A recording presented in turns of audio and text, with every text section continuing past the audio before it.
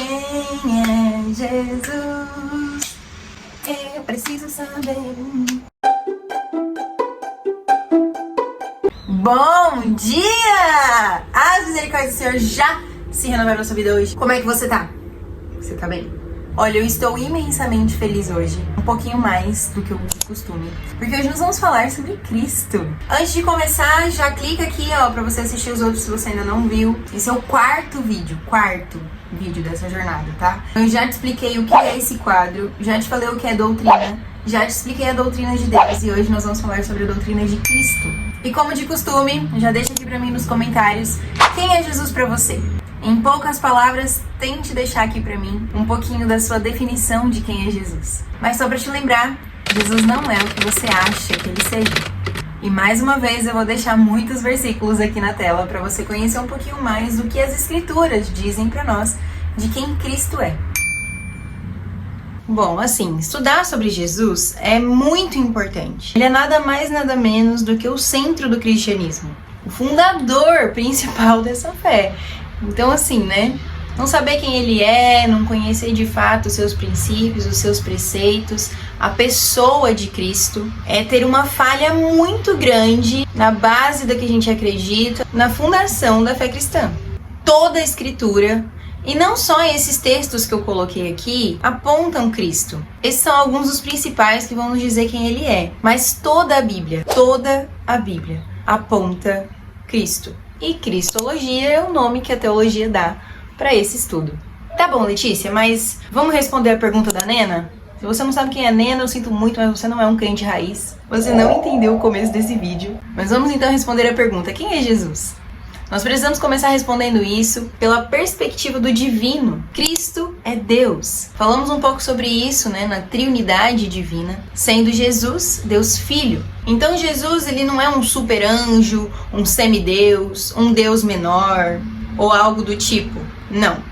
O próprio Jesus, lá em João 8, vai afirmar que antes de Abraão, ele já existia, ele já estava. E o que isso quer dizer para nós? Que antes de qualquer tipo de aliança que Deus tenha feito com o homem, Jesus, como Deus encarnado, é a segunda pessoa da Trindade, o Verbo que se fez carne, que estava no princípio e que habitou entre nós.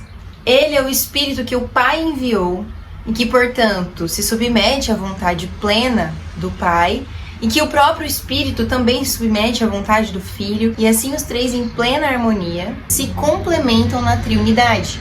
Quando Jesus instrui os discípulos a batizar as pessoas, quando ele envia os 12 para pregar o Evangelho, ele diz: batizai no nome do Pai, do Filho e do Espírito Santo, unificando esse entendimento de que não eram três nomes diferentes, mas que era apenas um nome, um Deus, em três pessoas distintas. Jesus, então, segunda pessoa da Trindade. Tá, mas nós também já ouvimos falar que Jesus, além de Deus, também era homem. E como isso é possível? Assim como a Trindade, essa verdade das Escrituras também é um mistério para nós. Algumas das coisas que a Bíblia nos traz e que a fé cristã nos desafia a acreditar, batem de frente com a nossa razão humana, com o nosso senso comum, com aquilo que a gente acredita e consegue palpar na nossa racionalidade. E essa é uma das verdades que é difícil da gente entender, mas que nós precisamos exercitar a nossa fé e crer dessa maneira. Jesus, além de ser Deus, ele também era homem. Ele foi homem. 100% homem, 100% Deus. Não metade. Não em um momento Deus e em um momento homem, mas em todo o tempo completamente Deus, completamente homem. Na história da igreja, lá em 325 d.C., nós vemos que teve o Credo de Nicéia, que é uma declaração de fé que confirma para nós quem Jesus é. Dentro dessa declaração, nós vemos que Jesus era 100% Deus, mas poucos anos depois, já em 451 d.C., nós vamos ver que teve o credo também da Calcedônia, uma atualização, uma nova perspectiva do credo de Nicéia. E no credo de Calcedônia, os nossos irmãos primitivos, eles entenderam então que Jesus, ele não era apenas 100% Deus, mas ele também precisava passar pela nossa humanidade. Então, dentro desse credo, nós vamos ver que Jesus agora é 100% Deus, mas também 100% homem. Eu vou deixar aqui na tela para vocês o credo de Nicéia e o credo de Calcedônia para vocês tirarem um print, pausarem o vídeo, conseguir ler, fazer as suas comparações. Mas como nós podemos afirmar com certeza que Jesus de fato é 100% homem? É muito simples. Se você já leu os evangelhos, você com certeza notou que em toda a história de Cristo relatada ali, nós vamos ver claras evidências de que Jesus era um ser humano, assim como eu e você. Nascido de mulher, cansado da viagem, Jesus teve sede, pediu água à samaritana, teve sentimentos, chorou quando seu amigo Lázaro morreu, em tudo foi tentado, morreu, sofreu, sentiu dores. E além de toda essa parte humana de Cristo, nós também vemos que ao mesmo tempo ele realizava milagres, se compadecia das pessoas, perdoava pecados, ressuscitava mortos, mostrando claramente pra gente essa união em essência de que Jesus era realmente homem, mas também completamente Deus. Outro ponto muito importante dessa parte de quem Jesus é entender que, se Jesus não fosse divino, parte da aplicabilidade prática da salvação conquistada na cruz não seria de fato completa. Se Jesus não fosse Deus, ele não teria poder suficiente para salvar a todos por meio do seu sacrifício. A Bíblia vai nos dizer que a Deus pertence a salvação. E se por meio de Cristo nós hoje somos salvos, é porque em Cristo existia também a essência divina.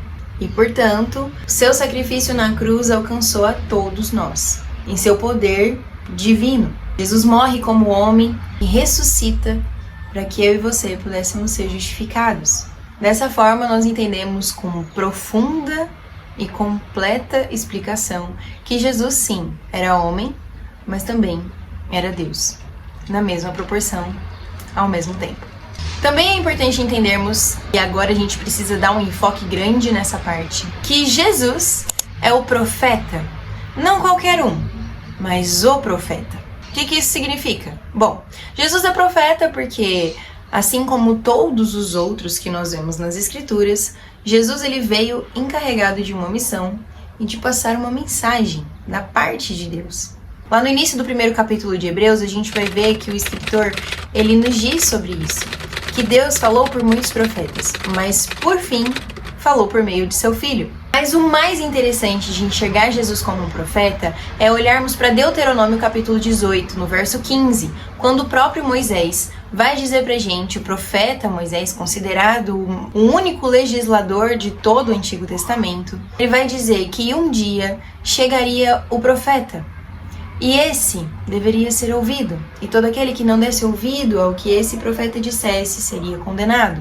De quem Moisés está falando? De Jesus.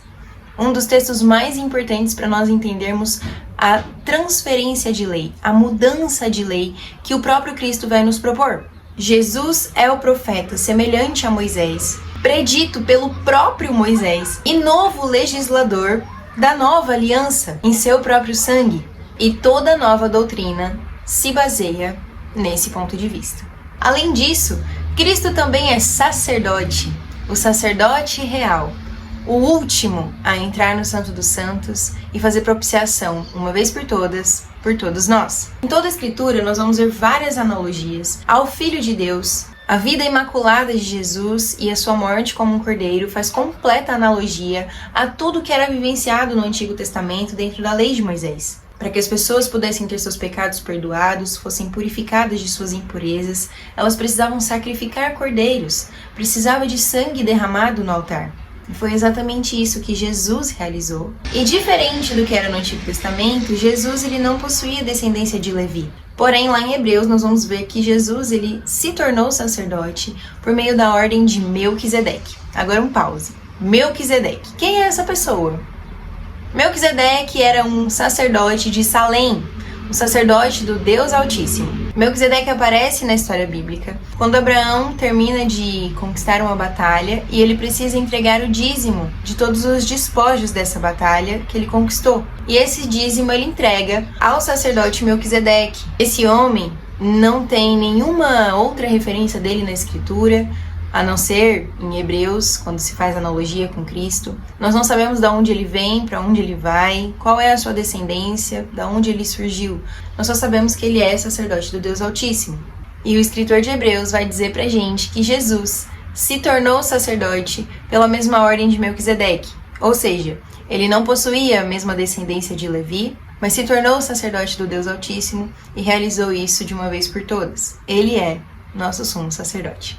Por fim, nós podemos entender que Cristo é rei. E essa última definição propriamente dita de Cristo, nós vamos conseguir ter uma conclusão maior quando ele voltar e estabelecer de fato o seu reino vindouro. Mas para entender um pouquinho melhor sobre isso, nós precisamos voltar para a descendência de Jesus. Jesus ele descende da linhagem de Davi, do rei Davi. Um dos reis mais importantes, se não o mais importante que Israel já teve, e até hoje muito bem visto e valorizado pela comunidade judaica.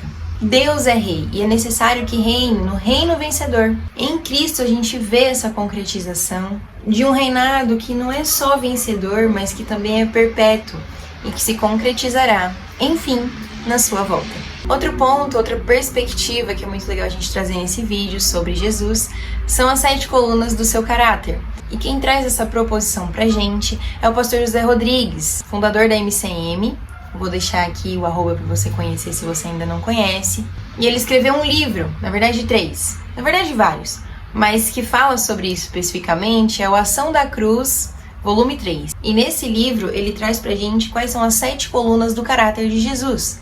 Santidade, verdade, justiça, bondade, fidelidade, serviço e integridade. Com essas definições feitas, às vezes é difícil a gente conseguir mensurar de fato quem é Jesus. Mas assim como a Ana explicou para Nena lá no vídeo do Diante do Trono, eu quero falar para você também que para conhecer o Senhor Jesus, nós precisamos abrir o nosso coração, acreditar nas coisas que Ele fez, ter um relacionamento pessoal com Ele, desenvolver uma amizade, trilhar esse caminho que Ele mesmo abriu e possibilitou. Jesus é muito mais do que só o nosso Senhor ou Salvador. Como se isso fosse pouco, né? Já seria mais do que o suficiente. Mas além disso, Ele deseja caminhar conosco. Ele deseja morar em nosso coração, falar ao nosso coração, ser nosso melhor amigo, nos ensinar, nos revelar os seus mistérios. Não só fazer por nós, mas ser em nós e através de nós. Jesus é a ponte. Ele se deu, Ele morreu e Ele ressuscitou. O sangue vertido nos purifica, nos justifica e nos torna capaz de não só sermos salvos do pecado, mas também de vencermos o pecado. Esse é o convite do Evangelho. É por isso que todo o cerne do cristianismo passa por Cristo, se fundamenta nele. Maravilhoso, conselheiro, Deus forte, Pai da eternidade, Príncipe da paz. O cavaleiro do cavalo branco, em sua boca uma espada afiada, em sua coxa está escrito Rei dos Reis, Senhor dos Senhores. Aquele que nos amou até a morte, morte de cruz, e prometeu voltar. Que glorioso dia será, não é mesmo? Ele veio mostrar qual é o verdadeiro sentido da felicidade. Ele veio nos dar um novo caminho de esperança. Ele veio abrir a porta estreita, que dá acesso ao caminho estreito, que leva à vida eterna. Esse é o convite. Quem quiser vir após mim, negue-se a si mesmo, tome a sua cruz e siga-me. Não existe nenhum sacrifício que possa se comparar àquilo que Ele já fez por nós. E nenhuma glória terrena pode ser comparada com aquela que há de vir. Que eu e você possamos decidir viver todos os dias em completa comunhão com Jesus, seguindo seus passos, obedecendo seus mandamentos, fazendo valer a pena o seu suficiente sacrifício. Deu para conhecer um pouquinho mais sobre o nosso Salvador? É impossível falar de Jesus sem se emocionar, não é mesmo? Sem ter o coração transbordando de gratidão, sem entender que sem Ele nós nada somos, nada podemos fazer. Como já disse, né, o apóstolo Pedro, para onde eu irei, Senhor? Para onde eu irei? Bom, mas para fechar esse vídeo, eu quero que você volte nos comentários, dá uma lida de novo no que você falou sobre Jesus e tente, a partir desse momento, complementar esse conceito com aquilo que você aprendeu aqui, entendendo que Jesus, muito além de uma doutrina, Ele é o nosso Senhor, nosso Salvador, a nossa esperança, o Messias prometido, o Cordeiro que nos livrou da morte e do inferno, mas que também decidiu habitar dentro de nós. Fez morada em nossos corações, nos convidou a viver uma vida entregue e disposta a viver a verdadeira alegria nele. Só mais um detalhe aqui antes da gente fechar, só pra te dizer que Jesus, ele que nos aceita, tá? Não é a gente que aceita ele, não. Então, toda vez que você ouvir alguém te perguntar, e aí, você já aceitou Jesus? Você vai falar, não, foi ele quem me aceitou, tá bom? Nós confessamos e cremos com o nosso coração, mas quem nos aceitou primeiro, quem nos amou primeiro, antes da fundação do mundo, foi ele. Um beijo pra vocês e a gente se encontra na semana que vem. Doutrina sobre o Espírito Santo. Vem coisa boa por aí. Beijo e até lá.